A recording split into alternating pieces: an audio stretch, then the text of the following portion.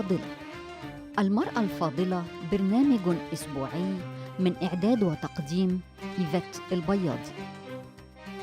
المرأة الفاضلة برنامج يلقي الضوء على دور المرأة في الأسرة والمجتمع، ويزودها بالوسائل العملية لتكون المرأة الفاضلة في عين الله والأسرة والمجتمع، وأيضاً في عين نفسها.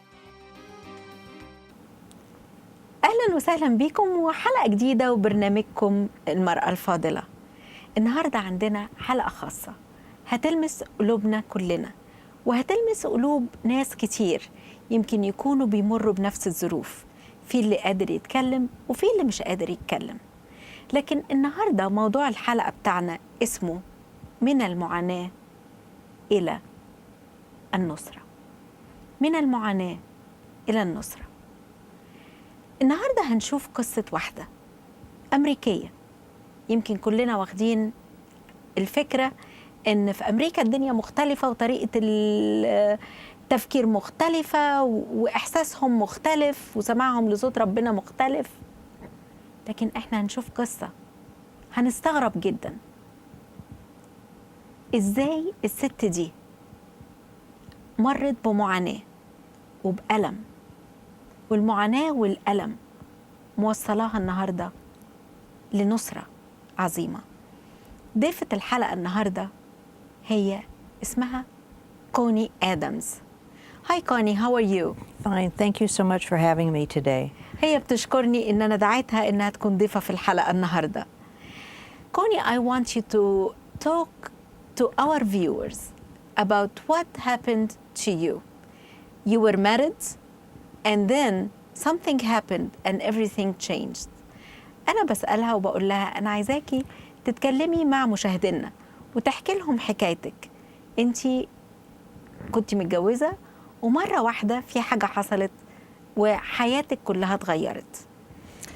My husband and I, we were missionaries in Holland. هي وجوزها كانوا مرسلين في هولندا.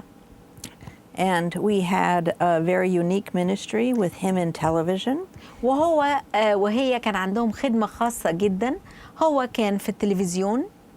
But in 1996, I got the virus encephalitis. وفي سنة 1996 جالها مرض اسمه سيفالايتس. And it's where you get it from a mosquito and it's where your brain swells up. والمرض ده بيتنقل عن طريق قرصة من ناموسة، ولما الناموسة دي بتقرص الشخص المخ بتاعهم بيورم. It became so bad that I went into a coma for a month. واللي حصل لها إن هي راحت في كوما لمدة شهر تقريباً. I had 17 tubes in my body. وكان عندها 17 خرطوم في جسمها. And I was having grand mal seizures. وكان عندها صرع.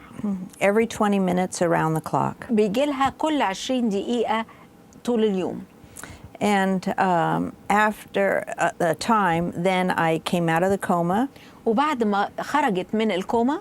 And I had to learn how to talk and how to walk. وابتدت تتعلم من جديد ازاي تتكلم وازاي تمشي. يعني الكوما دي هي او المرض ده سبب لها ان هي مش عارفة تتكلم ولا تمشي. And I had a lot of memory lapse. واللي حصل انها كان عندها مشكلة في الذاكرة. I couldn't even dial the telephone number more than 3 numbers because I would forget. ولما كانت عايزة تضرب نمرة كانت تفتكر بس ال3 أرقام الأولى، مش قادرة تكمل الرقم.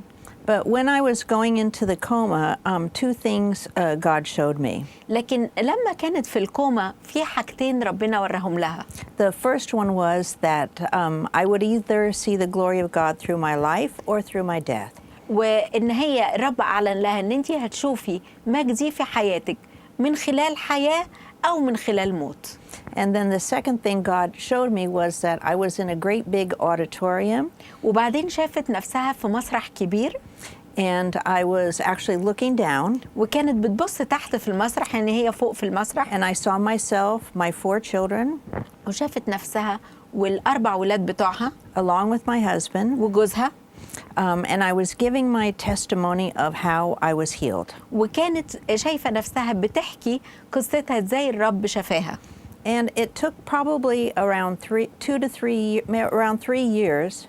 No, actually it was more than that, probably about 4 years, where all I did was anytime there was prayer for healing, I would go for healing. وقعدت تقريبا ال4 سنين الأولى كل ما تسمع إن في اجتماعات شفاء أو في اجتماعات صلاة وبيحصل فيها شفاء كانت تروح الاجتماعات دي. And I would sing the song, I'm trading my sorrows, I'm trading my pain for the joy of the Lord. وكانت بترتل ترتيلة معروفة جدا هنا إن هي بتستبدل الألم والحزن بتاعها ب trading sorrow For joy.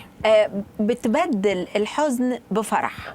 And I would sing that song in church and I would just cry. وكانت بترتل الترتيلة دي في الكنيسة وكانت بتلاقي نفسها دموعها بتنزل. Because I was still taking a lot of medication. لأن كانت في الوقت ده بتاخد أدوية كتير جدا وعلاجات كتيرة. But as time went on, I needed less and less medication. لكن شوية شوية الأدوية خفت أو قللتها. And then eventually, when the dose was so low, I quit. وبعد كده لما قلت خالص الجرعات بطلتها. But through this process, my husband, who had really served the Lord, now began to fade away.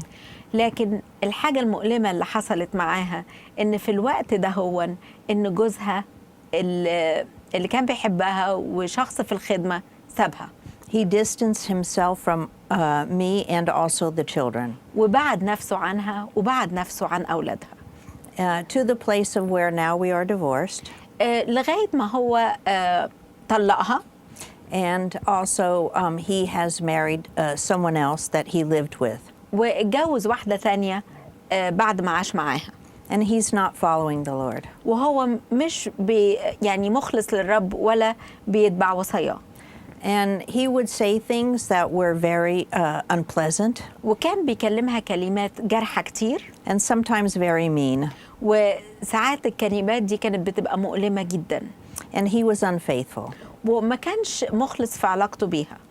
But I have stood on the promise that God will restore my marriage. لكن هي فضلت متأكدة إن ربنا هيرجع الجواز ده تاني. And the Lord has done so much healing in my life. والرب عمل لها يعني شفاء داخلي كتير. So that even one time there was an incident where I knew that my father-in-law was not pleased with me. وفي يوم من الأيام هي كانت عارفة إن حماها مش بيحبها ومتضايق منها. And he wasn't really proud of my husband's choice of a bride. وفي نفس الوقت هو ما كانش فخور باختيار ابنه ليها. And one time during worship, God gave me this image. وفي يوم وهي بتعبد الرب وبترتل للرب الرب وراها صورة. I was with Jesus and he was my fiancé. إنها كانت مع يسوع وكأنه هو خطيبها. And Jesus was bringing me to God the Father. وشافت وتخيلت في المنظر اللي هي شافته إن كأن يسوع بيقدمها للأب السماوي. And there was a big smile on Jesus' face. ويسوع كان فرحان وفخور بيها جدا. And it was like he was introducing me to his dad. كأنه بيقدمها للآب. And he was so proud of me. وكان بيفتخر بيها وفرحان بيها جدا. And then the Father looked back at Jesus. وبعدين كأن الآب السماوي بص على يسوع. And he looked at me. وبص عليها. And a big smile came on his face. وابتسامة كبيرة ابتسم بيها. And so I knew it didn't matter what my father-in-law felt about me. وساعتها ابتدت تعرف وتحس إن مش مهم حماها حس إيه من ناحيتها وما كانش فخور بيها. And I don't want to badmouth my father-in-law. وهي مش عايزة تتكلم وحش على حماها. He's a person. هو إنسان. But when I saw, in essence, God's face, لكن لما شافت وجه الله, I knew that my future father-in-law, but he is really my father, he is proud of the choice that Jesus made. لكن هي كانت عارفة إن الآب السماوي فخور بيها وفرحان بيها وفرحان باختيار يسوع ليها. And what some of the ways that the Lord has begun to heal my heart بعض الطرق اللي الرب ابتدى يشفي قلبها بيها it's mainly come when I've been in a place of praise. كان بيحصل وهي في الوقت اللي بتعبد الرب وبترنم وبتسبح ليه. And I love taking walks in beautiful gardens. وهي بتحب قوي انها تتمشى في الجناين. And one time Jesus gave me an image of him and I. وفي مرة شافت صورة ليها هي ويسوع. And we were walking on a pathway. وكانوا ماشيين في سكة في طريق. And we were holding hands. وكان ماسك بإيديها. And it was that the relationship, we didn't have to say anything. وما كانتش عايزة محتاجة في علاقتها معاه إنها تقول له أي حاجة أو يقول لها أي حاجة. But our hearts were one. لكن حست بوحدة في قلبهم. But I think the main thing that has helped me not to become bitter. لكن الحاجة اللي ساعدتها إنها ما يكونش في مرارة بالنسبة للي مرت بيه is through forgiveness. من خلال الغفران. And forgiveness is a choice, but healing is a process. هي بتقول نقطة خطيرة جدا هنا. هي بتقول إن الغفران ده اختيار، لكن الشفاء ده بيجي بالتدريج. I make a choice so that when I have mean things or unpleasant things that happen. هي ابتدت تتعلم تختار لما يكون في أمور صعبة أو أمور مش مسرة بتمر بيها. I understand the story of Joseph in the Bible. بتفتكر القصة بتاعت يوسف في الكتاب المقدس. And it's God's destiny or purpose for my life. وإن غرض الله في حياتها is far greater than the bad choices of someone else. يعني غرض الله في حياتها عظيم جدا، وده ما يخليهاش يعني تقلل من غرض الله في حياتها قدام هدف إبليس أو أهداف الناس الأخرى أو الحاجات اللي جرحتها أقل بكتير. Let's take a break and we'll come back. Okay. تعالوا ناخد الفاصل ده ونرجع لكم مرة تانية. النهاردة الفيسبوك وسيلة اتصال سريعة بيعرفنا أخبار بعض. أحب أعرف أخباركم وتعرفوا أخباري. هتلاقوني على صفحة برنامج المرأة الفاضلة أو صفحة إيفات البياضي. ربنا دعانا إننا نبني جيش يحارب بالصلاة ونقوم بحركة صلاة عالمية. بدعوكم إنكم تكونوا جزء من هذا الجيش اللي يغير العالم. راسلونا على pray@mfadila.org. كمان تقدروا تبعتوا لنا طلبات الصلاة على نفس الإيميل pray@mfadila.org.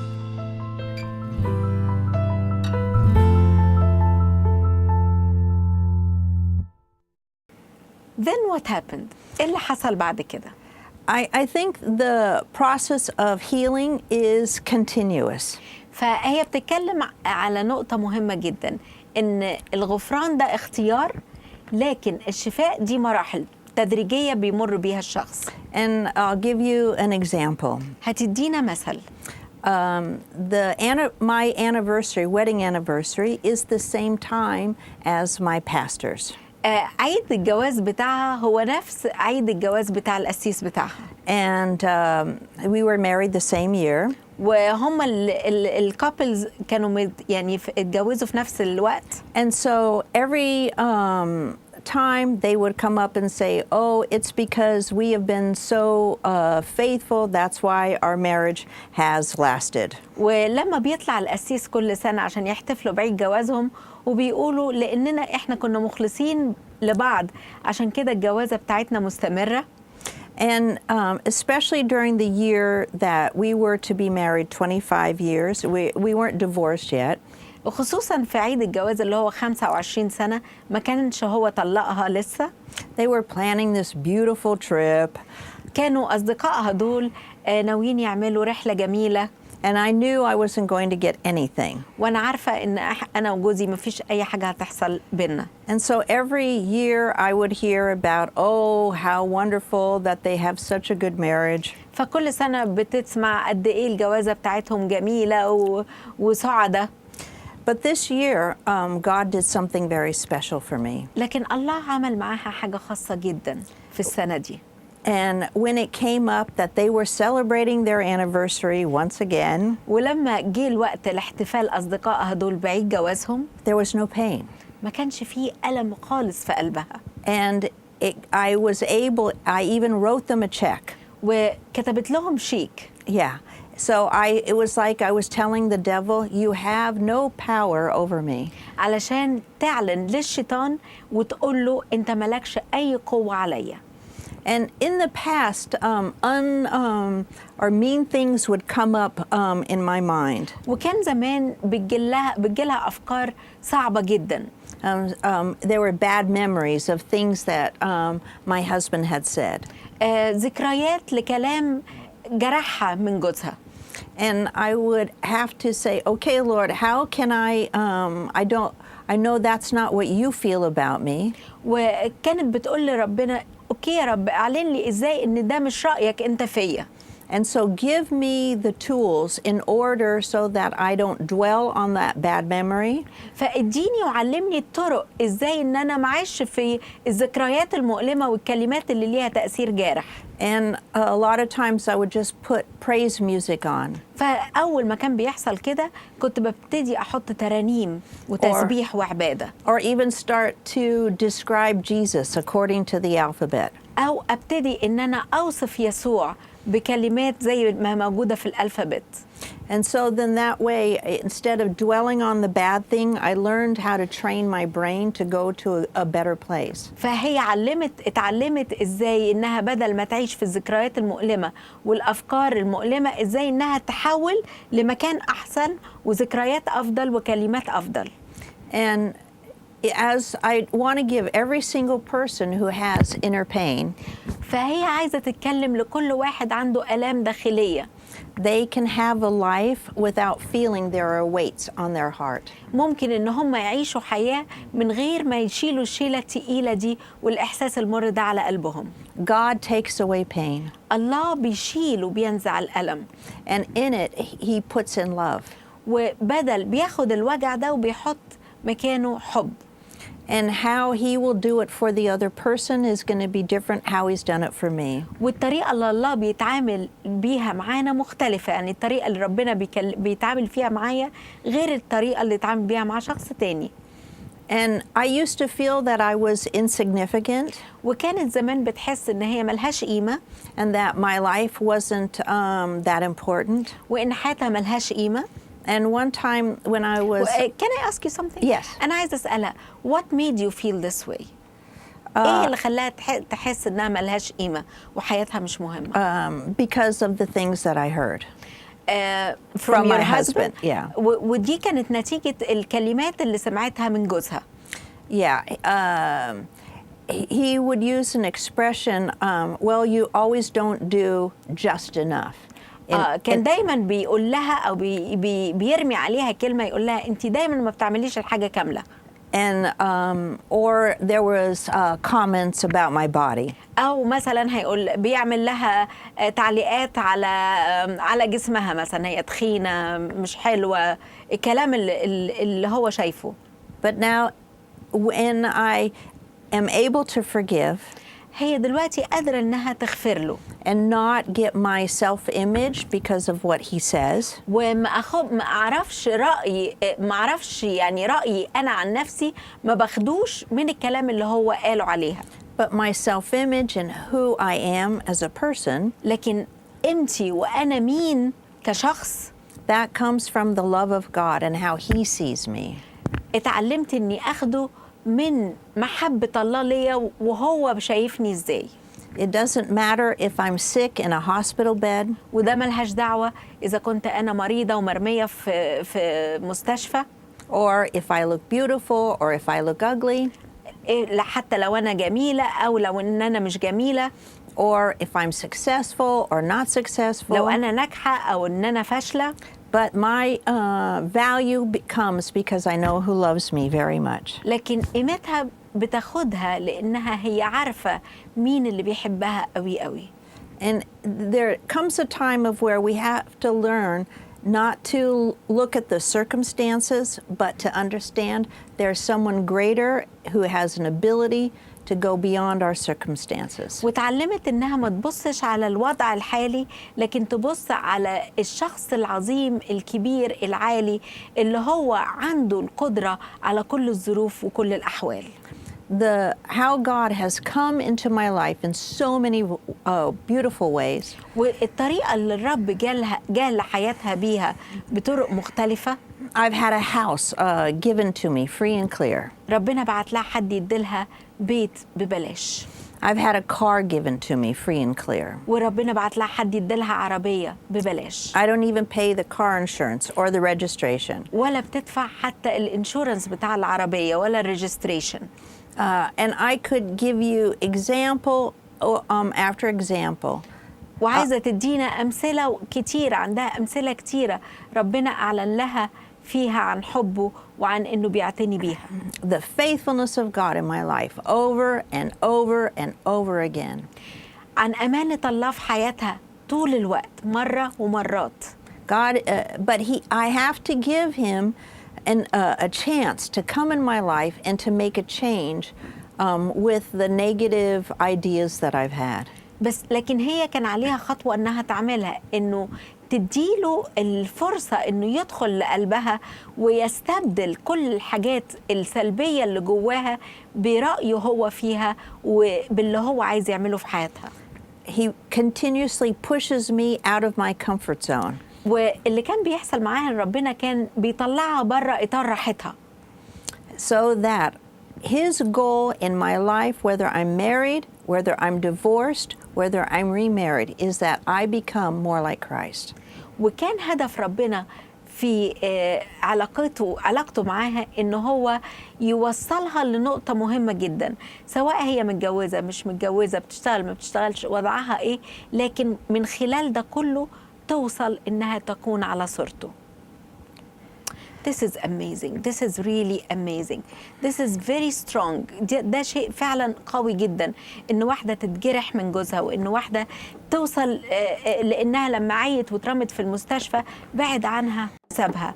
ده أمر صعب. أنا أمشور إن في مننا ناس كتير بتمر بنفس الظروف اللي هي مرت بيها، لكن السر والمفتاح اللي ربنا اتعامل بيه معاها إن هي اختارت إن في وقت الألم وفي وقت الضيق ترفض الأفكار السلبية وترفض الكلمات السلبية اللي اتقالت عليها، اللي إبليس عايزها تصدقها عشان لما تصدقها يستخدمها ويحطمها بيها.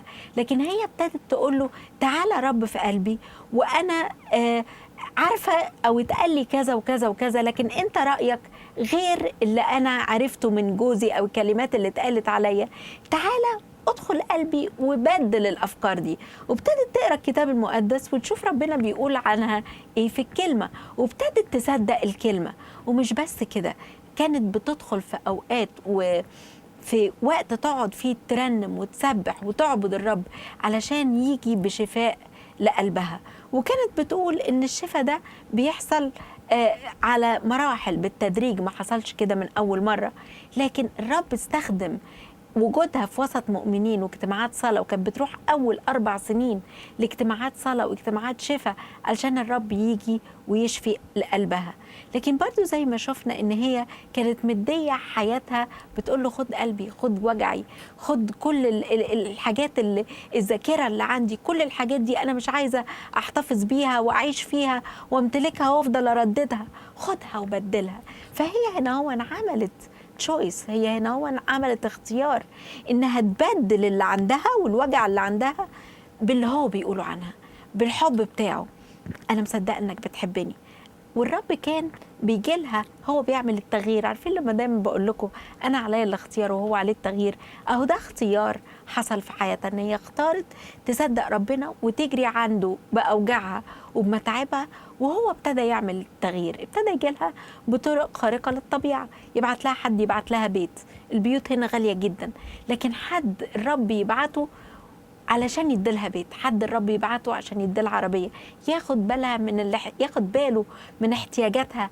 مش في آية بتقول إن اللي هي من غير زوج هو زوج ليها، اللي هي أرملة هو زوج الأرملة. يعني هي في الحالة دي هو جوزها اللي بيعتني بيها وبيسد احتياجاتها. قد إيه ده شيء عظيم. كم واحدة فينا بتمر بالظروف دي؟ تعالوا نتعلم النهاردة من الدرس ده. خلينا نشكرها على وجودها في الحلقة، ولو عندك أسئلة ليها أو عايزة تتصلي بيها عن طريق ونترجم لها الجوابات بتاعتك أو الإيميلات، أنا أحب أعمل كده وهي تحب تعمل كده، إنها تساعد أي حد فيكم عنده نفس المشاكل والمرار اللي هي مرت بيه، تحب زي ما الرب حررها تساعدكم. Connie, thank you so much for being in this program. I'm sure that you spoke to many hearts and God will use you to heal many hearts. Bless you and thanks again. Thank you so much for having me. You're welcome. Bless you. عايزة أقول لكم حبايبي، إحنا شايفين مثل واضح لواحدة عمل اختيار، وشايفين مثل واضح إنها لما اختارت صح الرب عمل التغيير. ابعتوا لنا وتواصلوا معنا لو عندكم مشاكل مشابهة لمشكلة كوني. ابعتوا لنا واحنا هنبعت لها، هي هتصلي علشانكم، وهنبعت طلبات الصلاة بتاعتكم لمجموعات الصلاة هنكون رافعينها أمام عرش النعمة. اوعي تنامي وانتي جواكي الأفكار السلبية اللي إبليس بيحطها جواكي نتيجة كلام سمعتيه. خلي دايما كلمة الله هي تكون آخر حاجة بتسمعيها وأول حاجة بتصحي بيها وأكتر حاجة بتفكري بيها طول اليوم. ودايما فكري في الكلمة دي، أنا عليا الاختيار وهو عليه التغيير.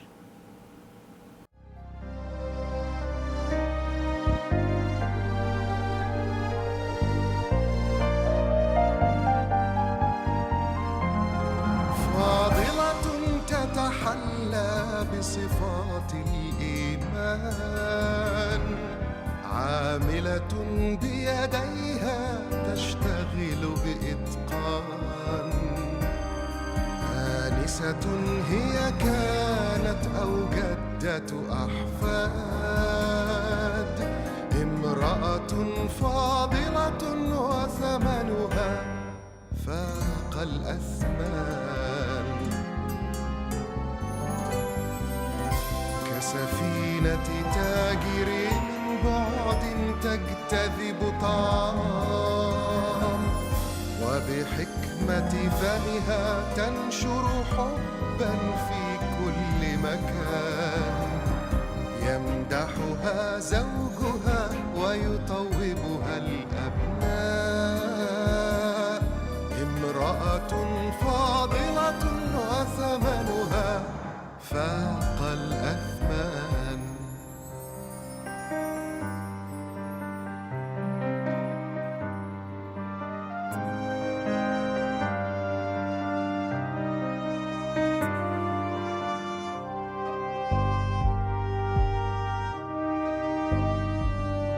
فاضلة مذكورة في سفر الأمثال،